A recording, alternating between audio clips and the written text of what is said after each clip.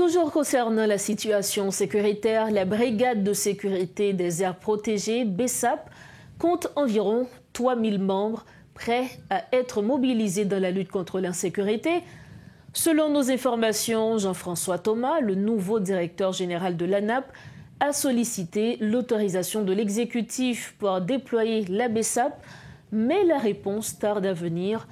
La question de l'implication de la BESAP dans la lutte contre les gangs mérite une analyse approfondie. Il est donc important de comprendre en quoi cette force pourrait contribuer efficacement à la restauration de la sécurité. De plus, il est nécessaire d'évaluer les risques potentiels liés à cette mobilisation et d'anticiper les défis qu'elle pourrait engendrer. Nous avons donc avec nous le cinéaste Arnold Antonin qui abordera ce sujet et évoquera également la projection de son film « Le prochain pape sera-t-il haïtien ?» Notre invité ce soir est Arnold Antonin. Avec lui, nous allons premièrement parler de son nouveau film qui sera présenté jeudi prochain. Et pourquoi pas finir avec des questions liées à l'actualité, notamment l'actualité sécuritaire. Monsieur Arnold Antonin, bonsoir et merci infiniment de votre disponibilité. Merci Rose Berline. Merci de m'avoir invité et j'attends les questions.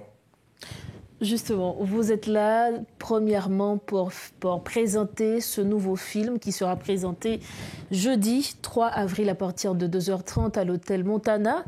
Un film qui est titré « Le prochain pape sera-t-il haïtien ?» C'est l'histoire d'un prêtre hors du commun.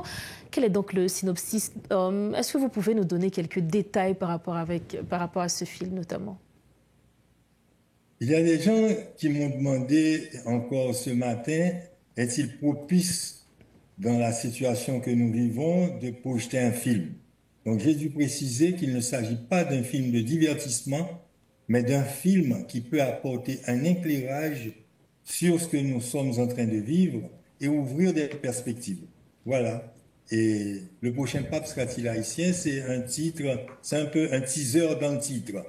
Mais c'est l'histoire d'un curé haïtien exemplaire qui aurait pu être pape, mais qui est toujours resté un simple curé et qui a une vie exemplaire comme haïtien, comme patriote. Et à travers son histoire personnelle, je questionne des moments importants de l'histoire, non seulement de l'Église, mais d'Haïti. Par exemple, dans ce film, vous allez découvrir tout le débat qu'il y a autour de la question du clergé indigène et du fait qu'on soit passé à un moment où il n'y avait qu'un seul évêque haïtien, et maintenant tous les évêques sont haïtiens. Qu'est-ce que cela veut dire? À travers ce film, on va discuter de la théologie de la libération. Qu'est-ce qui s'est passé avec la théologie de la libération? Et puis, on va toucher des problèmes de l'Église catholique au niveau mondial actuellement, les problèmes liés à la sexualité, au célibat, la pédophilie, par exemple, le grand scandale qu'il y a eu tout récemment en France. Et puis, quelles sont les perspectives?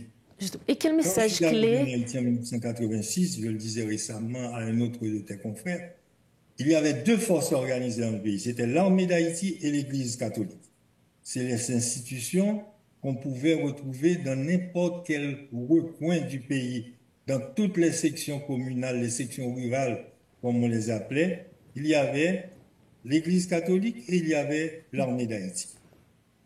Ces deux institutions, c'était un peu les colonnes vertébrales du pays. Ces deux institutions disparues, sans qu'on les ait remplacées par d'autres institutions solidement implantées, ça a conduit un peu à ce que nous vivons actuellement. Et l'Église elle-même se recherche encore. Monsieur Antonin. Voilà. Ce film sera ça. Je ne vais pas raconter toute l'histoire. Oui, on va laisser quand même aux téléspectateurs de le découvrir. À travers ce titre, le prochain pape sera-t-il haïtien? Quel message clé vous voulez faire véhiculer?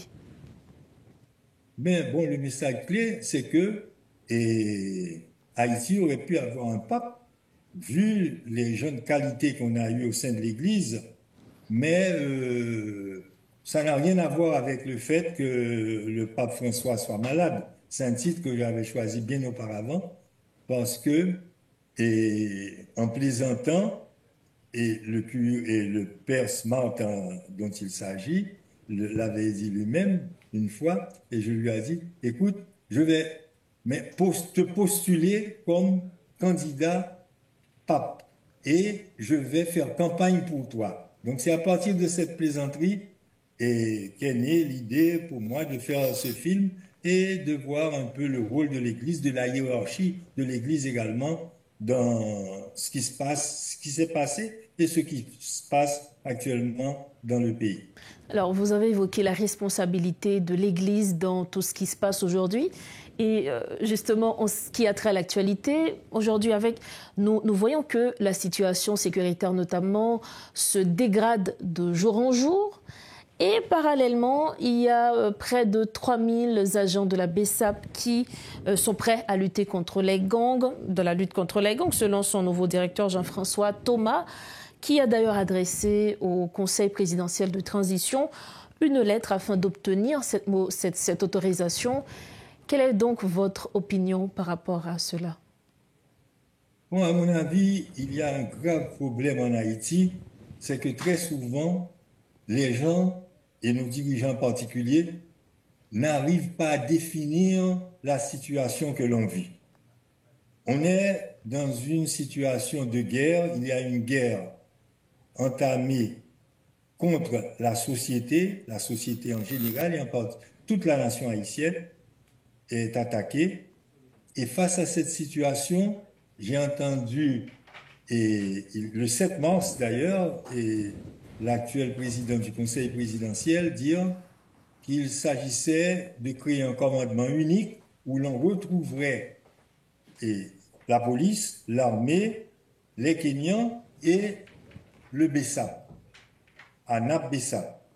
Donc, je ne comprends pas qu'un mois après, ce commandement ne soit pas en train d'opérer, d'agir concrètement sur le terrain.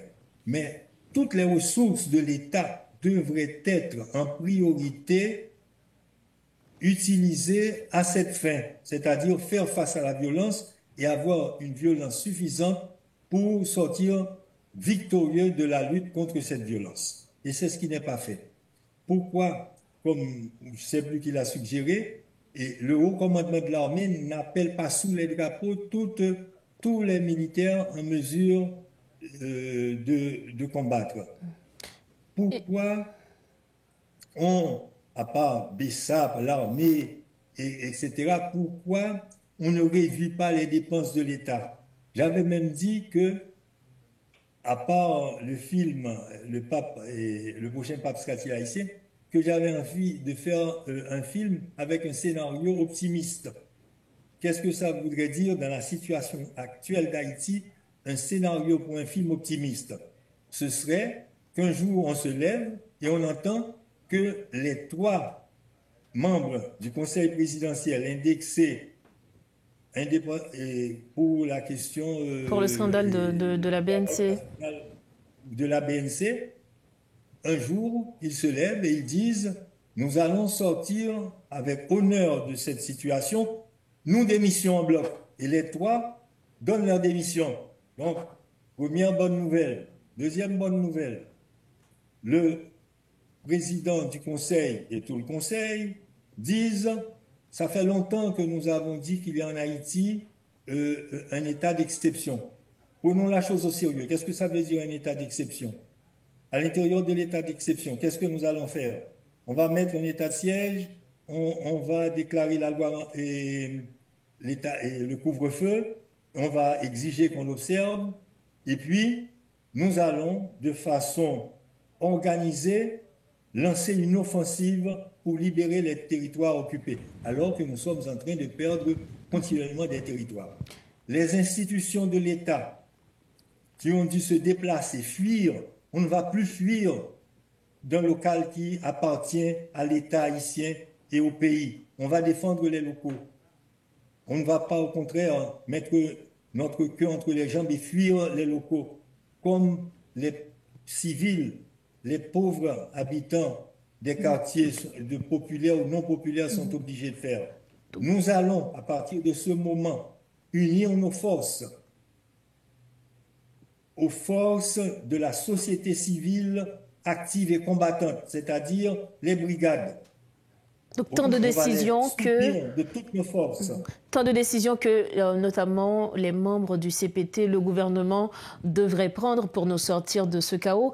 Et rapidement... En quelques heures, il s'agit... On n'a plus de mois devant nous. J'ai entendu qu'il y avait un budget de 30 milliards de dollars et qu'on allait voir comment utiliser ce budget pour que dans 6 mois, il n'y a pas de temps pour tout ça. Donc le temps presse. Si nous étions attaqués, Rose Berlin, si nous étions attaqués par une force étrangère, un pays étranger, ou bien par des extraterrestres, on n'aurait pas le temps de faire beaucoup de réunions à n'en plus finir pour prendre n'importe quelle décision, essayer d'évoquer des lois alors qu'on est dans un état d'exception, etc. On agirait immédiatement avec les moyens qu'on a. Dans ces cas-là, on agit avec les moyens qu'on a et on appelle tout le monde.